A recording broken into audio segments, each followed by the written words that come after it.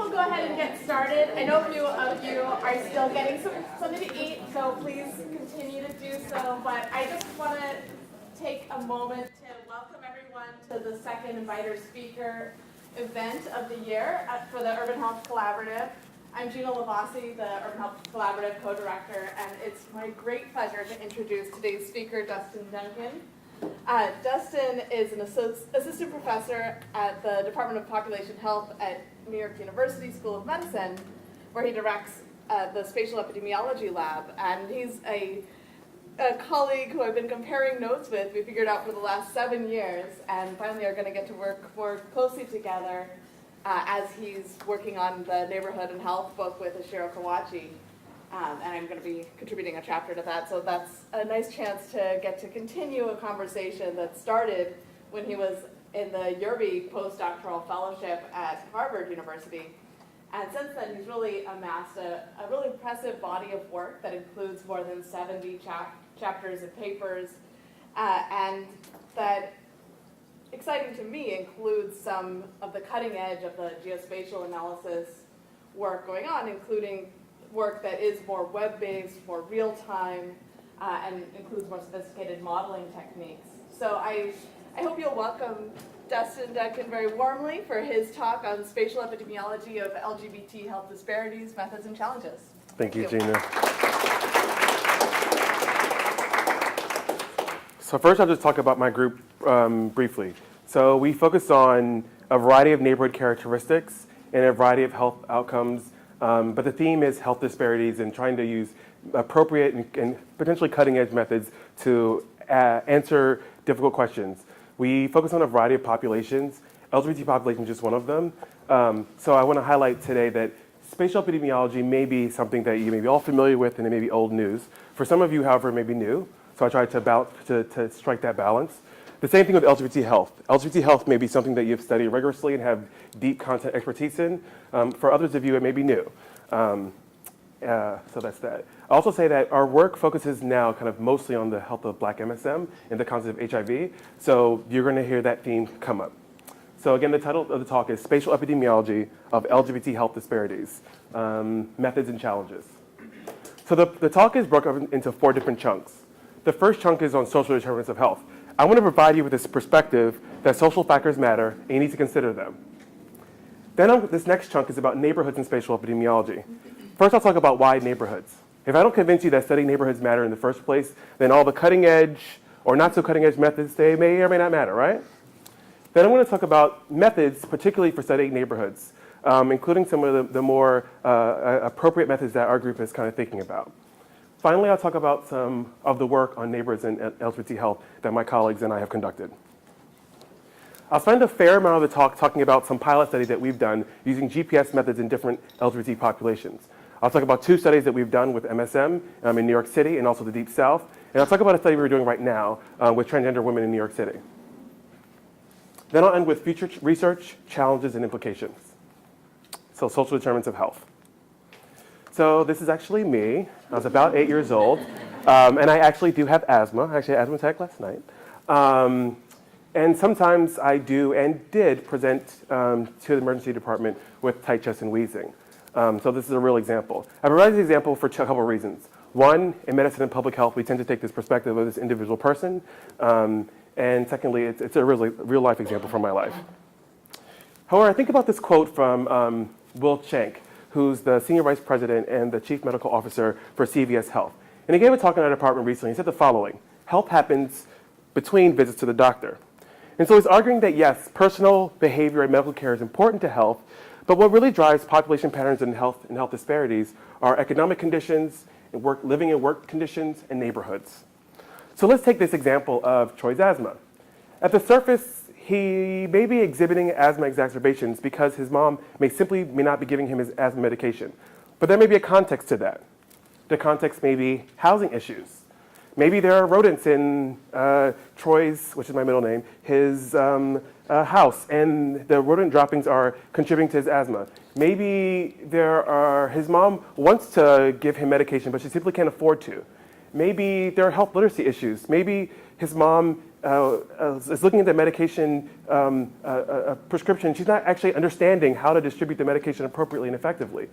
Maybe there are air pollution issues. Maybe he actually lives in a neighborhood with lots of air pollution, so he's more likely to get asthma. Finally, maybe neighborhood safety issues, which can trigger stress and contribute to him having asthma.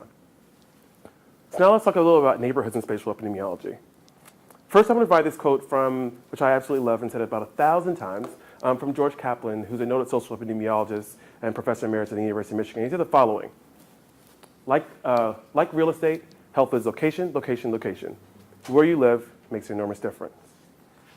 So there are tons of books that were written on neighbors and health, including a book in 2003 from Machiro and Lisa Berkman, a book named Communities, Neighbors, and Health from Stephen Matthews and colleagues, Spatial Epidemiology Methods and Applications from Elliott. Of course, as Gina mentioned, we're writing a book that's coming out in 2018, me and Machiro, titled Neighbors and Health, Second Edition. And this really started from work from George Kaplan and others looking at how neighborhoods really impact poverty. This is a somewhat recent map from the New York Times that shows that geography matters and that essentially poor counties have a worse life expectancy. Because I live and work in New York, I provide this kind of really local example where I live and work between here. And it shows that there's a lower premature death in lower Manhattan and higher as you go up into upper Manhattan, into the Bronx. So we're going to play a little game here, if that's okay. I'm going to put a picture up, and you tell me how this picture may be related to health. So think about the neighborhood characteristic and think about a particular health outcome. And I prefer not to call on you, but I will. But seriously, I think it's important to begin to think about why neighborhoods can matter. I mean, the sidewalk looks pretty good since there's a curb cut, but that's definitely not super easy for anybody in a wheelchair not fully physically able to get around. One reason why I like this game is because I hear almost a different response every time. I've never heard that. Excellent. I work in urban planning. Okay.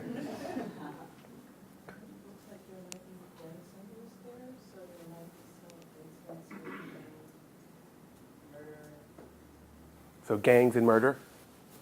The most obvious thing to me is the only food outlet that you see is a beer distributor with 2 Pepsi soda machines out front. That's right. And a lot of work shows that geographic access to amenities may influence the amenities that you use in terms of health. What about this picture?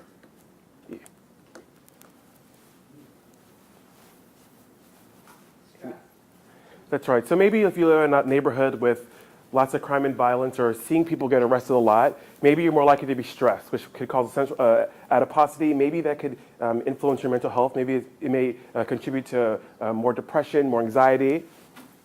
What about this picture? So these pictures actually come from existing projects. This comes from a study here in Philadelphia. This is a picture, admittedly, I got from Google.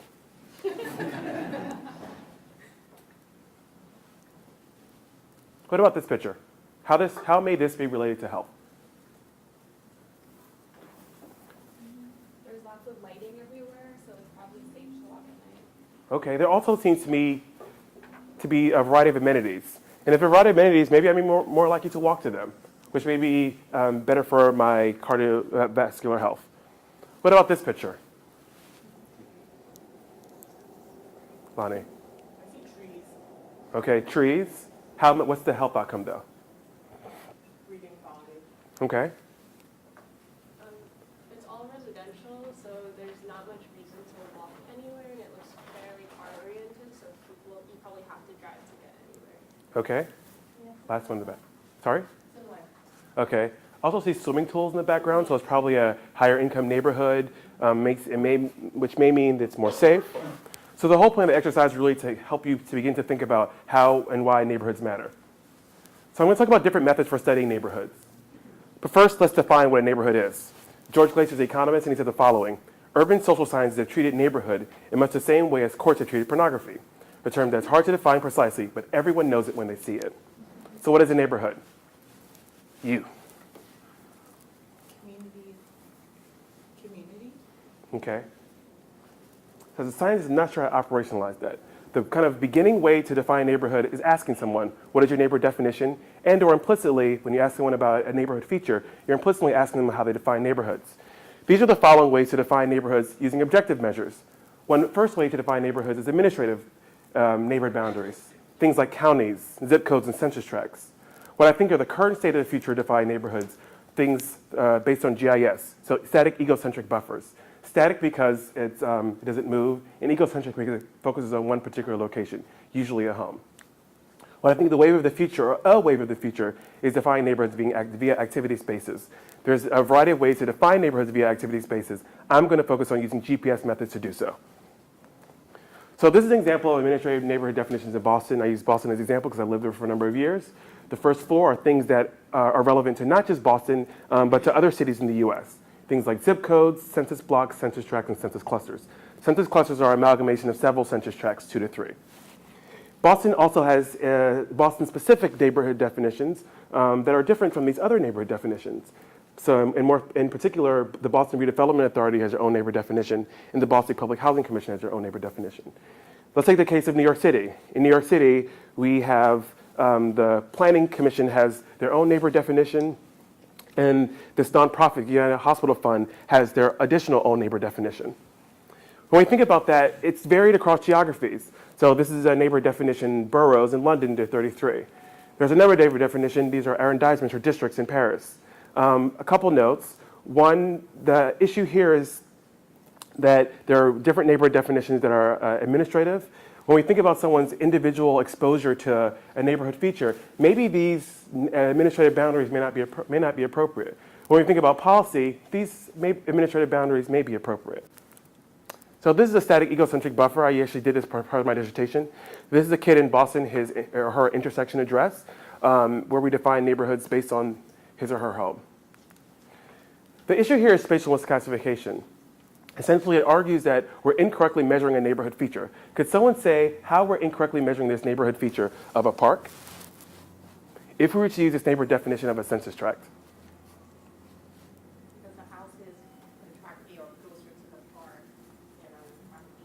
That's right. So let's think of it as a dichotomous variable. It would say 1B, where the census tract B would have access to this neighborhood amenity, which is parks, and census tract A would not. Where in fact, if you look at the spatial distribution of where people are actually living, people in census tract A have closer access to this park. So let's provide this example. Maybe from home to work, you may drop your child at school. Maybe after work, you may go to the grocery store to then cook dinner for your partner, your kids when you come home. The issue is that the vast majority of work, though, in spatial epidemiology or neighborhoods and health really focus on just the residential environment, which is called the residential trap. And so a close colleague of mine, Basil Shea in Paris, and one of his colleagues, a study in 2003, they found that all the studies that looked at neighborhoods and cardiometabolic health, about 90% of them only focus on the residential environment. But this is this idea of spatial polygamy, that we experience different neighborhoods. It was originally argued by a geographer at Indiana University, John Odlin, and recently emerged in the public health literature from Stephen Matthews from Penn State. And it says, yes, this idea where we live can matter to our health, but also where we work and go to school, neighborhoods where we play and socialize, and other neighborhoods which we may do errands and shop. And these things may not all be the same, they may be distinct. So one way to look at neighborhoods in this way is via GPS. So GPS methods allow us to assess neighborhoods in real time and also allow us to assess things called an activity-based neighborhood, which refers to a set of locations visited by an individual over a given period of time. So GPS essentially uses satellites in the sky based to determine someone's longitude, latitude coordinate to again define their activity space. And so this is just a picture of that. One, I want to highlight that there are different GPS devices and they're pervasive. Many iPhones are GPS enabled. A lot of research uses Q-star because it's highly accurate, and there's some other kind of logistical issues. It doesn't drain the battery as much as a smartphone. And so from this this GPS data, we can not just look at someone's administrative neighborhood boundary, but we can not just look at someone's egocentric boundary, but we can create a neighborhood around where they actually go, or again, someone's activity space. So I want to provide an example from my life because I think it's meaningful. So I use myself as an experiment. So I wore a GPS device for 2 weeks at 2 time points, one at the end of the summer and one at the beginning of the fall. And so this is where I live and I work. I'm kind of a lazy New Yorker, so I live and I work around the corner. My home is here on 29th Street and my office here on 30th Street. A lot of practical reasons for doing that. So if we were studying my actual home residential neighborhood exposure, you would estimate that you're probably accurately or comprehensively estimating my exposures because you're also estimating my work exposures. And I spend a lot of time at work. Or tell my boss that. But if you actually look at my spatial exposure from the first time point, you see that I actually spend, this is the raw GPS data for 2 weeks. I spend a lot of time in my home and work, but I'm in other neighborhoods in New York. And you also see that I'm also outside of New York City. So I'm going to show you the density of these GPS points. Again, I spent a lot of time at home and work, not surprising. I spent a lot of time in the West Village where there's restaurants. When I'm meeting with my friends who live uptown, it's an easy way for me to go across town for them to come downtown. I spent a lot of time in the Village where there are also a lot of restaurants, a lot of shopping. I also went to NYU's main campuses, so I give lectures there. I meet with colleagues there, not surprisingly. My partner lives in Brooklyn, so I spent a lot of time in Brooklyn. This was the summer, so I was on vacation. I went here on vacation. And so these are points where I stopped on that vacation. But I spent about a couple days here. So again, I did this 2.5 months later, where these are my raw GPS data points. I was out on vacation, sadly, so I was not on this little island here. But I still spent a lot of time outside my home and work neighborhood. And again, this time I spent a lot of time in my home work neighborhood, but kind of throughout lower Manhattan. And again, a lot of time in Brooklyn. So again, this idea of spatial misclassification. So this is a paper that we published in the American Journal of Epidemiology to evaluate youth's access to tobacco retailers, with Steve Melley there in the audience. And we wanted to look at youth exposure to tobacco retailers using administrative neighborhood definitions and egocentric boundaries. And essentially found that it mattered what neighborhood definition we used. We have a forthcoming paper in the Annals of Epidemiology where we did the same thing using egocentric buffers in GPS activity spaces with the example of noise complaints in New York City. And we found that how, again, you measure your neighborhoods matter, or that effect estimate was different across neighborhood definitions, put differently. This is some colleagues from Chicago where they found that when they compared egocentric or GIS buffers and activity space buffers, they only shared 12% of the variance in the environmental feature, suggesting that these home neighborhood buffers are not enough. But what's the evidence on spatial polygamy? So beyond kind of my evidence, N of one, go ahead. Can I go back to the GPS tracking? Yes. How does that factor in time? In other words, if you travel through a space and then go somewhere where you're there for a period of time, does that register differently, not just where you were, but how much time you spent there? So I showed maps of the density of points, so that accounted for how long I was there. But I preferred actually to question at the end because I'm going to address a lot of the points. No. So I'm going to talk about different ways to model GPS data at the end. So what's the evidence on spatial polygamy? So what we did is we had a survey of a sample of about 600 young men and men in New York City. And we asked them 3 things. What neighborhood do you live in? What neighborhood do you socialize in? And what neighborhood do you have sex in?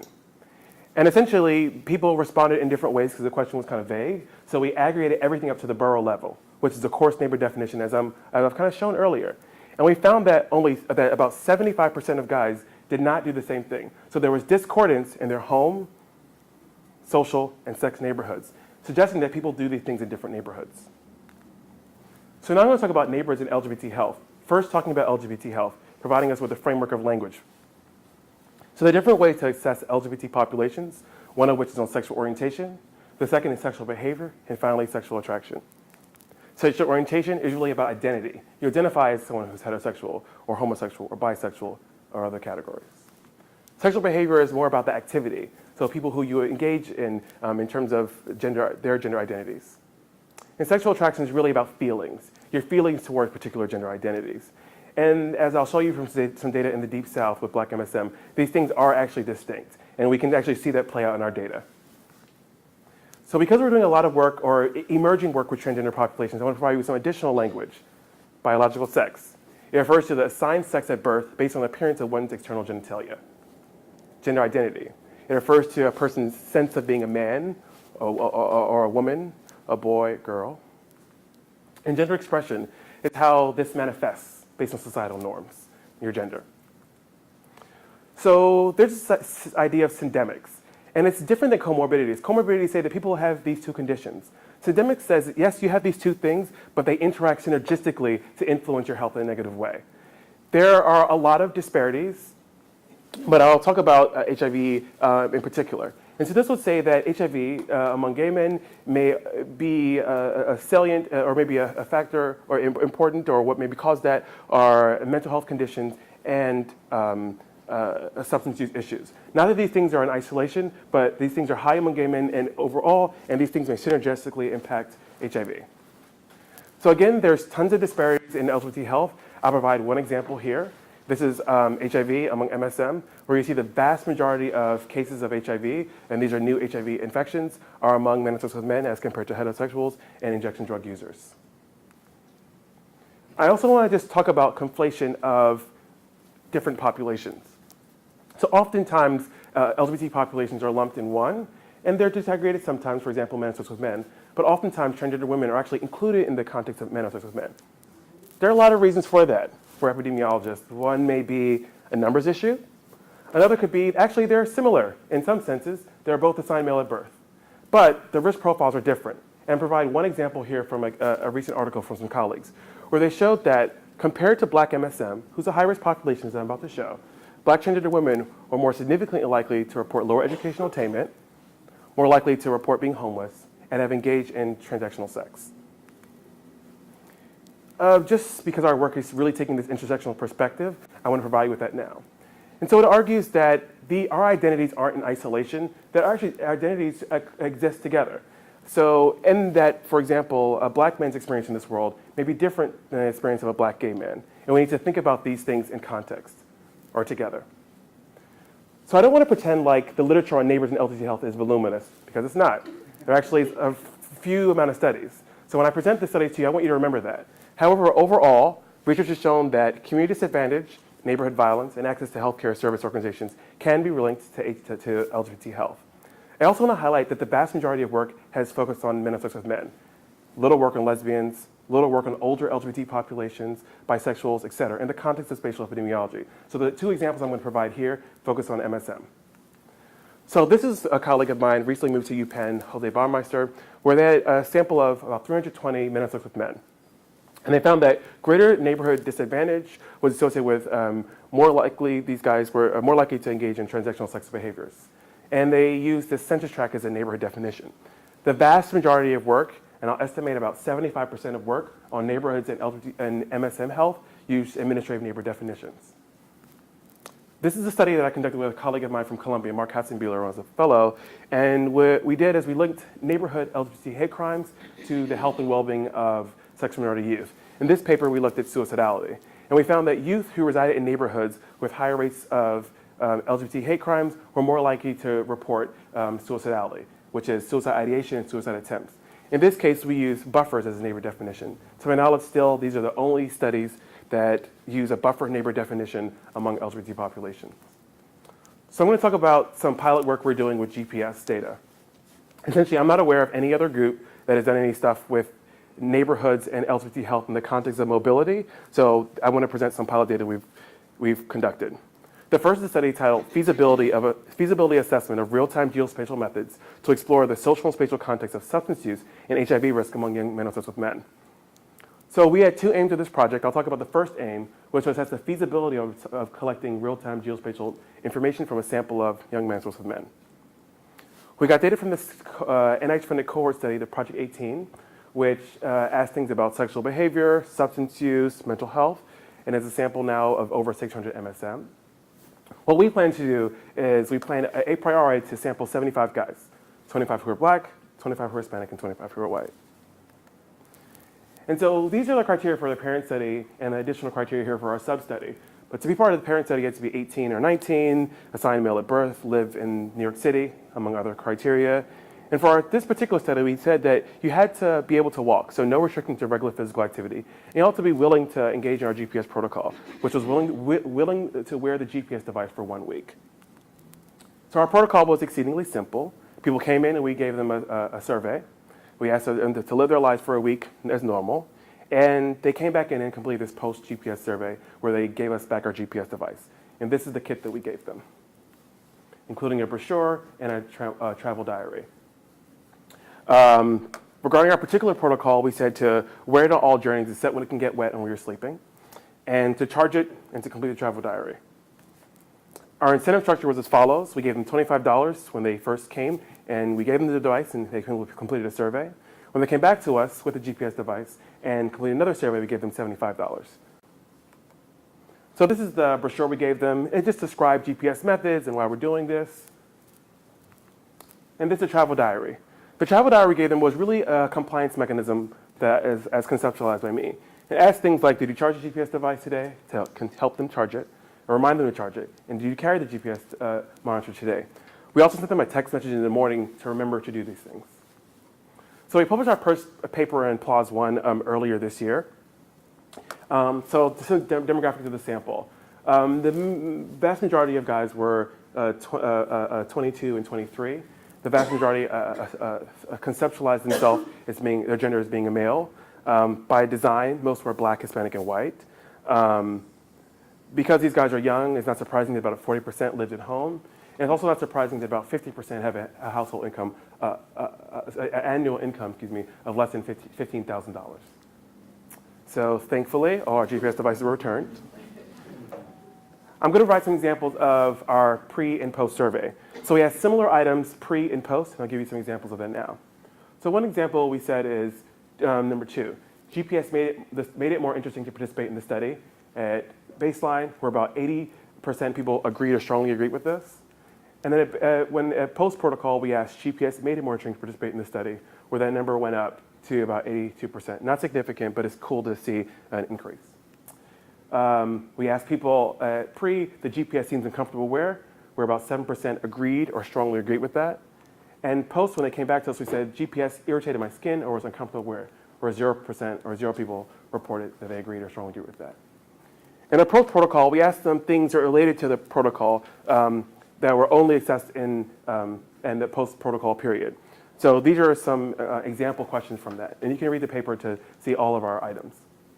Well, one question we asked is, overall, was the GPS easy to use? For about 97% of people said yes. We also asked them, would you participate in another GPS study, a researcher's dream? And about 99% of people said yes. We also looked at self-reported adherence to the protocol based on the travel diary, where as you see here, most people reported charging the GPS monitor as well as wearing it. And finally, we looked at objective adherence to the protocol. So are people actually using our GPS device? And I'll take the lowest denominator, which is a 1 hour wear time for 1 day, where everyone did that. For the 7-day protocol, for 1 hour, 84% of people wore it. This is a map of one participant, his residential zip code. We aren't showing the mobility within the residential zip code for confidentiality reasons. Obviously, you would see where the person lives. But you see this person travels a lot outside the residential zip code. And also, this person in particular spends a lot of time in Lower Manhattan. Maybe he works here and he hangs out there with his friends.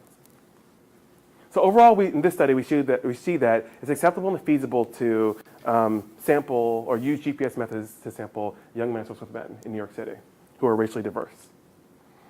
So we're doing this. We recently did this study titled "Feasibility Assessment of Real-Time Geospatial Methods to Explore the Social and Spatial Context of HIV Risk Among Young Men and Men in the Deep South." So earlier I showed this graph, and it says that overall, men and men compared to other populations are more likely to have HIV. But we didn't talk about any disparities in that. Overall, about 16% of men and men are going to acquire HIV in their lifetime. But that is not equitable across racial ethnic groups. It's estimated that about 50% of black MSM in their lifetime will contract HIV. I want to say that one more time for emphasis, because I think it's really important, which is why our work focuses on black MSM.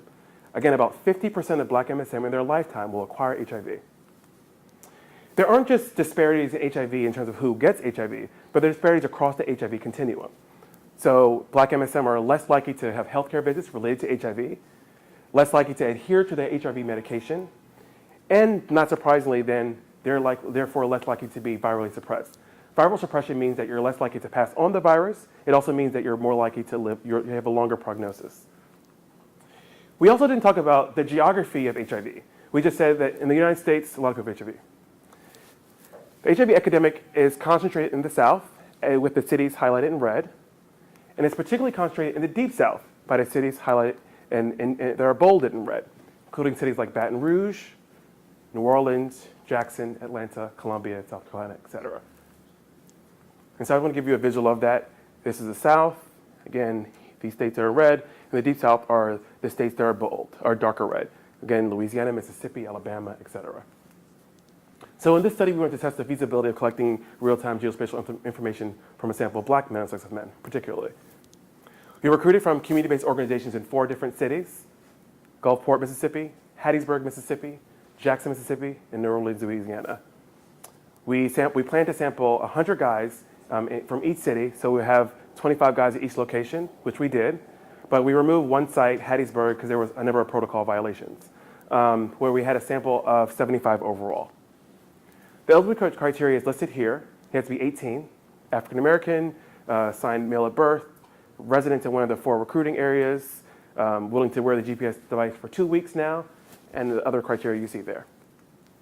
Our protocol was somewhat similar. This pre-protocol survey, we had them where they lived their life for a week. They came back to us, completed a midpoint survey. They lived their life for a week again, and they completed this final completion post-survey. The actual protocol was the same. Wear it, charge it. Yeah, let me give them the same kit.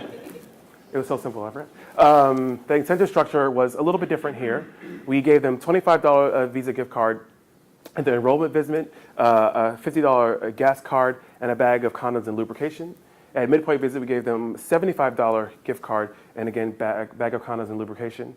And the completion visit, we gave them a $100 gift card and a bag of condoms and lubrication. The sample demographics are listed here. The guys are a wider age range, they're 19 to 29. They emphasize this, about 70% report that they're gay or homosexual, whereby about 96% report that their primary partner in the last 3 months, I believe, were male, cisgender male, so biological males. About 76% report owning a car. This is again a really low income sample, where about 42% having reported annual income of less than $12,000.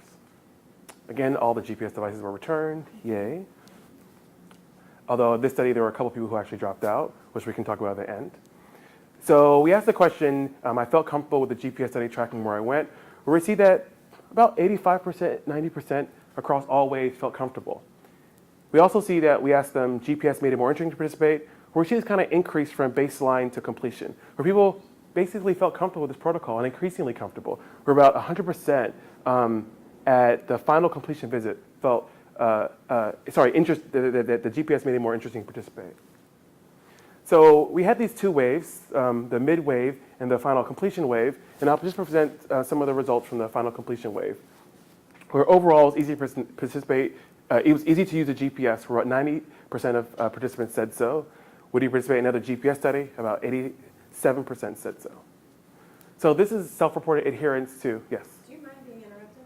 I actually prefer questions at the end if that's okay. That's fine. So self-reported adherence to the GPS protocol, again, we gave them this travel diary, and we counted up what they reported. So here we see a lot lower rates of people actually reporting carrying the device. It looks like it hovers around 45% of people carrying on all journeys, and then about 10% carrying it on some journeys. This is objective data. So again, using the lowest denominator, carrying it for 1 hour on one day, we see 95% of people doing that. For 7 days, we see about 80% wearing it for each of the 7 days for 1 hour. For each of the 14 days for this 14-day protocol for 1 hour, about 45% did so. And these are maps of each site, the participant's zip code, and their density of their GPS points. So I'll just take New Orleans as an example. This participant travels a lot outside his neighborhood and spends a lot of time here, which is the French Quarter, which is, of course, a very social neighborhood in New Orleans. So our findings highlight that GPS methods are acceptable and feasible among Black MSM in the Deep South, and that guys are willing to participate in the study. But as you clearly see, that future research is definitely needed to increase adherence to our GPS protocols. So now I'm going to talk about a study that actually one of my students is leading, titled Feasibility of Novel Geospatial Methodology to Assess Activity-Based Neighborhoods, Social Networks, and Syndemic Dynamics Among Transgender Women in New York City. So the aim of this project, again, is to look at the feasibility of collecting this GPS data from a racially diverse sample of transgender women in New York City. Our sample recruitment is listed here. We plan to obtain a sample of 25 women as a pilot study to assess whether this is feasible to then do a larger study.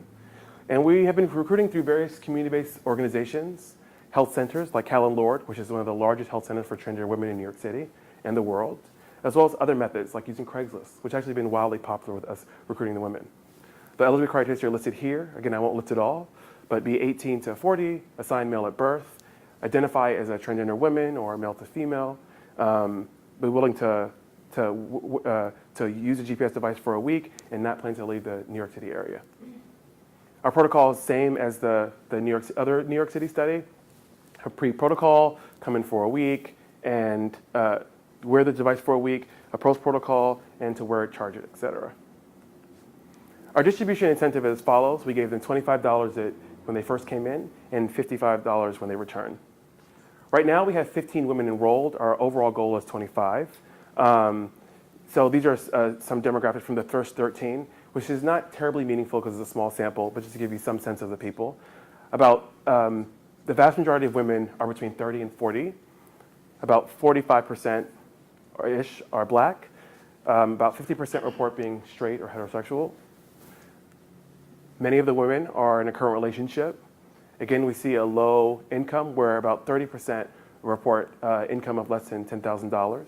We see that it's a very unstably housed population, where about 30% report being unstably housed. Again, these are small numbers, but also say that we are starting to see some tantalizing results, where we see that women who are unstably housed are actually less likely to have comprehensive GPS data, which isn't surprising. Maybe they can't plan a place to charge their device. And we see that women are in different stages of their transition. So about 60% have actually changed their name, their last name, and first name. Almost all women are taking hormones, but only 30% have had top surgery, which is also known as breast augmentation surgery. And about 7% of the women report having bottom surgery, or what's colloquially known as gender reassignment surgery. So our conclusions, or preliminary conclusions so far, are that GPS methods may be feasible and acceptable among transgender women. However, we need larger samples with more advanced protocols. So now I'm going to talk about some of our future research. We're doing projects around the world where we've done studies on a geosocial networking application called Grindr in Paris. My colleagues are writing about that. We've done some work, regardless of sexual orientation, with Paris, with my colleague Basil Shea. We've done some studies in London, looking at geosocial networking applications used among gay men. I'm doing a project in Abu Dhabi, looking at how neighborhoods there influence health outcomes, with a particular focus on smoking and cardiovascular disease. I'm going to provide two local examples, because I think those are examples that highlight a diverse set of methods that we're applying. So in a recent R21, we're building on this R1 funded study, the Project 18 study. We're collecting data from 250 minutes with men, particularly survey data, measured health data, like HIV status, address data from GIS, GPS data for 2 weeks, and we're collecting geolocated Twitter data from New York City. The specific aims are as follows. We want to look at and more quantify spatial mobility. We want to understand how spatially mobile are our population. Number two, we want to quantify different neighborhood characteristics within these activity spaces, including things that are novel, things like neighborhood level racism and neighborhood level homophobia, again using Twitter, and I'll describe that in a second. And then we want to substantively link these neighborhood characteristics with a variety of health outcomes, including condoms, anal sex, having sex with multiple partners, and pre-exposure prophylaxis utilization, preference and medication you could take to prevent HIV. So in this project, we're giving them $25 for the GPS distribution and $85 when they return the device. So the idea of using social media to characterize data really came from this paper by a colleague of mine, a grad school colleague of mine, David Shea, where he linked the internet measure of area racism to black mortality. Essentially what he did is he quantified Google terms of the N-word and put them into marketing areas, and then linked that with black mortality, finding really strong associations. So this is extremely preliminary, but what we've started to do is to look at racist tweets within New York City. And I don't want to dig too much deep into this because it's preliminary, in just 1 month, March 2016, when we first got the grant. But what I'll say, though, is that the distribution of racist tweets isn't equitable across New York City, even when normalized by the population, as seen here. I'll talk about a recent UO1 grant that I have to build a cohort of 300 black MSM in Jackson, Mississippi, called the Mari Neighborhoods and Networks cohort, where we're getting survey data, measured health data, again, HIV status data, and for guys who are HIV positive, we're getting viral suppression data. We're collecting address data, GPS data for 2 weeks, as well as social and sexual network data. So what I didn't say is that, yes, Jackson, I showed, is actually the 4th highest city with the highest rate of HIV infection in the nation, but it's the highest city of HIV infection among MSM overall, and the highest HIV infection for Black MSM. So that's why we're doing this study in Jackson. And our conceptual model is as follows. We argue or conceptualize that neighborhood factors may independently influence HIV prevention and care outcomes, as well as network factors. But we think these things may interact synergistically to influence HIV prevention and care outcomes. So we're really building from my colleague's cohort called the MARI study, which had a sample of about 700 Black MSM in Jackson and Atlanta, and these are the criteria here. So what we're doing is across all waves, we'll be collecting survey data when they first come in. Then we'll give them a GPS device. We'll then collect their objective measure health data, again, HIV status. They'll wear the GPS device or return it to us and complete this survey called Veritas, which I'll define now. So essentially what we're going to do is we're going to have their mobility data. So we'll define their activity spaces and we'll ask them, we want to get a context to this. We want to ask them, why were you in these neighborhoods and who you were with? So we just want to get descriptive information to more get a better sense of why people go to certain neighborhoods and who they're hanging out with. And so this is one example here, before I read the quote. What we did in this pilot study in the 4-city pilot study in the Deep South, in the Jackson site, we actually did a small qualitative study where we gave them the GPS map at midpoint and we asked them why did they go to certain neighborhoods and who they were there with. And so this is one participant's answer. We asked him why was he hanging out with these certain friends in this neighborhood. And he said, it's just friends I've been knowing for a period of time, you know. And you know, like I said, it's a Black area and it's fairly quiet until nighttime. You know what I'm saying? Because one of the, I guess, notorious neighborhoods around here in Jackson. And the interview says, well, why is this notorious neighborhood? Tell me more. And essentially says that in the nighttime, the neighborhood changes. It's crime-ridden, there's a lot of drug activity. And so this is kind of the kind of meaningful information that we want to get, but put it in this kind of spatialized database. So the incentive structure is we're planning to give $25 distribution at the beginning, and we're actually not sure what we're going to do at the end, because in terms of how we're going to, the incentive structure. Because as we see in the pilot study, we see that there's very low adherence to our protocol.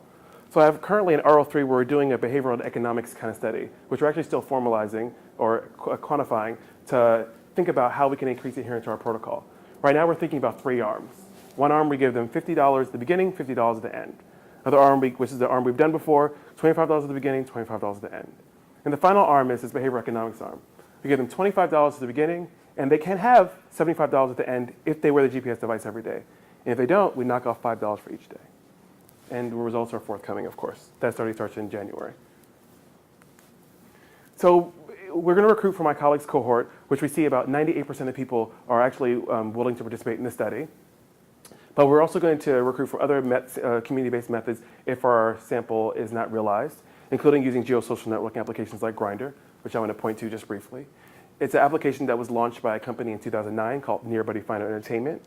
It's on iPhones, and essentially it's based on geospatial proximity, whereby users can connect. So this is one study we did here, but we've done studies in Atlanta, again, New York, London, Paris. One of my students is starting a study in Shanghai, and we've had samples up to 600 people in 3 days. And so we really think this can be an effective way to recruit our sample of men and sex with men. So now I want to talk about some future challenges in spatial epidemiology. One future challenge you highlighted earlier is modeling GPS activity space data. Another challenge is modeling geospatial temporal data. So one solution that we're thinking through is that we can use different approaches to modeling GPS data. The approach that we're currently using is this kind of overall activity space. But actually, I don't think that really matters. What I think is what you argued earlier is thinking about more pockets or clusters where people actually hang out. So right now, we're doing a preliminary paper where we're using kernel density estimation to look at, in particular, pockets or clusters where people are hanging out and to see the salience of that to the health, comparing that with activity space or these overall activity space neighborhoods. It's quite complex, and there's little work and leaks in the human literature to model spatial temporal GPS data, which we don't have yet, but we will soon have. So one thing we're thinking about is looking at stable GPS clusters over time. So look at the exact location where people go that's stable over different times and thinking about that as salient influence on health as opposed to different places where people go, which may be one-off places. Another challenge or set of challenges that we see are adherence to our advanced GPS protocols, which are currently 2 weeks. I have a colleague of mine, Stephen Matthews, who's giving GPS devices for people for a month, but it's a very different population. Another challenge is measuring health behaviors in real time. So one thing we're thinking about is using GPS-enabled smartphones to increase adherence to our protocol. However, a lot of caveats. Black men in our study, we've done some qualitative work, and our team includes a lot of black MSM, where people are saying, oh, no. You can't have access to my cell phone. So we're still thinking through that, but we think that could be a potential in the future. So maybe actually giving someone a smartphone. Measuring health behaviors in real time could be a major issue. So we measured someone's sexual behavior in the past week. You can imagine that there's individual fluctuation in that. And so we're going to more critically think about how we can link spatial temporal data with health behavior data, and we think using EMA can do so. We've done a pilot study in New York City where we sampled 75 guys, and we asked them, it was just a survey, we asked them about their acceptability or feasibility of using these methods, where about 99% of guys say, oh yeah, you could text me. Other challenges or set of challenges are modeling more nuanced spatial temporal exposures. And another challenge is modeling spatial and network data over time. Time is not there, sorry. So modeling nuanced spatial temporal data. So what I mean is that you could be be near a bar, but that bar may close. The bar might be open, in the daytime. It may be only relevant or salient to nighttime. So we're thinking about modeling these things based on actual time of day, and we can actually do that. But that actually takes having those type of data, which we're thinking through, and particularly the context which you're in, which may not always be the case. So a quick example, we're using Instagram to model food environments in Abu Dhabi because we simply can't get food data in Abu Dhabi. So we're thinking through what kind of data we can get in New York City and Jackson to think about more nuanced spatial temporal exposures. And so there's no real solution there, but we're thinking through that. And modeling spatial and network data over time. Essentially longitudinal models that actually account for not only, of course, temporal autocorrelation, but spatial and network autocorrelation. And we're thinking through that more rigorously. But there's not a lot of work that's been done in that area. So the overall implication, or one implication of this work may be for spatially targeting HIV prevention resources. For example, HIV and STD clinics in neighborhoods where MSM frequent. Which may sound something that's obvious, but I'll provide a real example in New York City. So right now, New York City has Department of Health STI clinics all over the city. But there's a clinic in Chelsea, which is a gay neighborhood, that's been closed for 2 years. And so these implications are actually real from my perspective. And our work is really thinking about this goal of marching towards zero infections, so reducing new infections and thinking about rigorously how to reduce HIV health disparities. I briefly want to say that neighborhoods matter. We need to invest in neighborhoods, but we're thinking through more so why and how, in particular LGBT populations. Just want to thank my funders for particularly the CDC and the NIH, my key collaborators, Basil Shea, Perry Alkidis, DeMark Hickson, Sean Reagan, and John Snyder. This work isn't done in isolation, so I absolutely want to thank my team, who's fantastic. Here's my contact information, and thank you.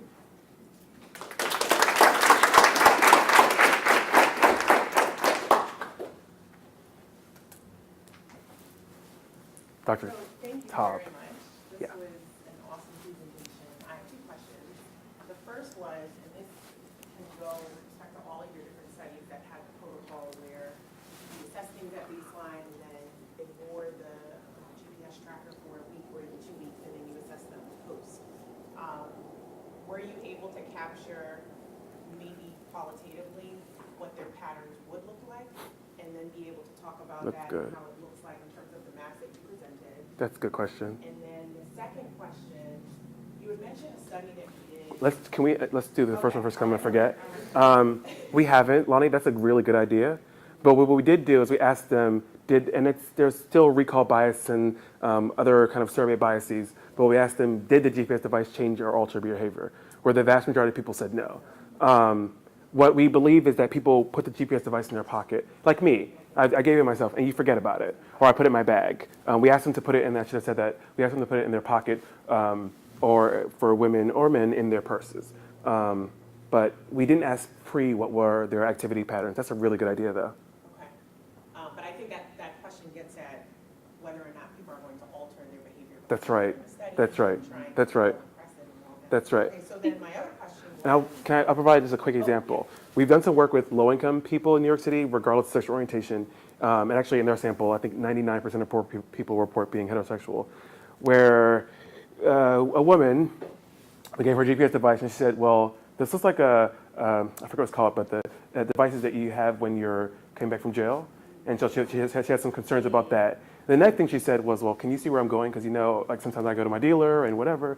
So these things are actually really important, and we've been thinking through that. The one thing we've been saying to our participants, though, is that we're actually not interested in the particular locations. Well, one, you have to give us the device back to know where you went. So we don't actually know where you went in real time. That makes them feel more comfortable, which has issues in terms of the GPS phones issue. Secondly, we've said that we're not actually interested in the particular locations where you're going. We're interested in the general area to understand how the general area influences your health. And I think that's kind of also made people more comfortable. Particularly in New York City, we see in the South, though, that we need to do a lot of work, and we're thinking through that rigorously. Sorry, Lonnie. Yeah, and then the second question was, so I can totally appreciate trying to move from, spatial analyses that only look at using administrative boundaries, because things like zip code or census tract, they're administrative. But then if point information in terms of what you're getting from the GPS, how do you take into account more of the subjective decisions that people make in terms of going into neighborhoods? And when I say neighborhoods, I mean like here in Philadelphia, we have Philadelphia, but then there are very specific neighborhoods in terms of whether it's dealing with schools, whether it's in terms of racial, ethnic composition that's there, food. Great. Because people move and shake with respect to those more qualitative things. Yeah. So so these are isolated projects, so we feel like we can't answer everything, right? But we're thinking about them. So one thing we've done is, in that pilot study in Jackson particularly, we asked people why they went to certain neighborhoods to get a sense of that. And in this kind of CDC grant, the UO1, we want to do that as well. But one thing we substantively want to do is oh God, that's what train of thought. That's what train of thought. But one thing we are doing is we're including a mobility survey of preferences in neighborhoods in our actual survey. I thought my train of thought about something else I was going to say that we're doing. So we'll talk about that at lunch. So I was really impressed that so many people said that the GPS made it more interesting to be in the study. So what about the GPS made it more interesting for the participants? Like, it's just hanging out in their pocket. So what were they getting out of it? Were you showing them something? Like what? That's a good question. I think novelty, quite frankly. So we did this study, I was talking to students earlier in Paris, and my sense is there's not a lot of study related. There's not a lot of work in Paris done, and I think we've conducted the first Grindr study. Nothing's published yet, though. We're actively writing papers now. And we had the largest sample we've ever done. So in a context of New York City, which is a large city, we had a sample of 175 guys in 3 days. In this context, we had 580 guys. All my RAs were like, whoa, in 3 days. And I think partially it's a novelty effect. So I think it's, for the people who have participated in studies, there's a different type of study. That's the only thing that I can think of. We actually didn't ask that question, and now I want to write that down to ask them why they think it's more interesting. We didn't ask that question. The money, or do you think it was? I mean, you got to So certainly the money. No, a bunch of times, like you saw them in the middle. Like, did you do something with them when you sat down with them related to the visualization? No, we gave them the travel diary, which I talked about, and we gave them the packet that explained what a GPS device is, and we kind of talked about the overall goal, which is to link neighborhoods to health, but there's nothing else that we did beyond that. I mean, I would think that, if anything, it's probably just the ease of not being able to have to do much, but you're still able to say you're part of the study, you're contributing, for whatever reason may bring someone to this study, but. Yeah. I think altruism is one thing, quite frankly. In our low-income work, people were I think people are just very oppressed, and by giving them a voice through research, people really appreciated that, and they've actually said that in different ways, in different forms. And I think I can't minimize the importance of an incentive. I think the incentive, particularly in the New York City studies, have been completely salient. And the studies in the South, I had less hands-on day-to-day operations, so I'm not sure, but I imagine that was a major part of it, quite frankly. Are you thinking about with the EMA, are you thinking that you'd be able to link that to the spatial data in such a way so that, for example, if they are going to a dealer or whatever, that you'd be able to look at risk behavior and sort of spatial dimensions of risk behavior without, of course, caring, that it was the dealer, but if that led to some other kind of risk behavior? Yeah, first we're doing in oral studies now confidentiality certificates to make sure that we can't be sued and actually give that data to, no, but seriously, I think that's really important. And it's a long, lengthy process. which I'm learning, and I always are as well, thinking through that rigorously. Secondly, yes, I want to get more fine-grained, more nuanced data to actually link kind of where you are in real time with what you're doing in real time. I don't think that we're, as a state of the science, I don't think we're there yet, but we're trying to get there. And I think the R21 and the U01 will help us get there. But that's exactly the next step. So that's why I foreshadowed saying the EMA stuff. And at least in the New York sample, guys felt very comfortable with being texted on their cell phones. I think the issue, though, is people feel uncomfortable downloading something to their phone, but that's different in this case. Okay, so it's noon. Can I ask one final pressing question from someone? Sure.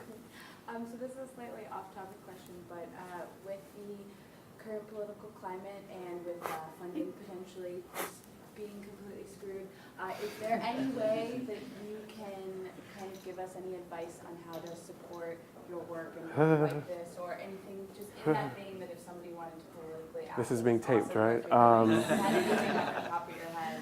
I'd love to. Well, it's a particular issue that I'm sensitive to because, as Gina knows, my work really started off in childhood obesity with Steve and others, Steve Melly and others. Now my work is almost exclusively on HIV and Black MSM, and broadening, starting to think about other health dimensions of MSM, Black MSM health, like mental health and substance use. So these are populations that people may not care about as much. These are populations that are on the margins. I'll just say I'm happy that my grants are funded and that we can push the work forward. And I think there's always, or there may be opportunities to have a larger project, but to do also build in things that you're interested in. So even in these grants, we're building in things that we didn't say that I think are interesting. So the EMA feasibility stuff, we didn't talk about that in the grant, but we do think that it's relevant, so we want to study it. So align your grant with the funding priorities, but also I think you can build in things once it's awarded. But make sure you get the award letter first, of course. Thank you very much.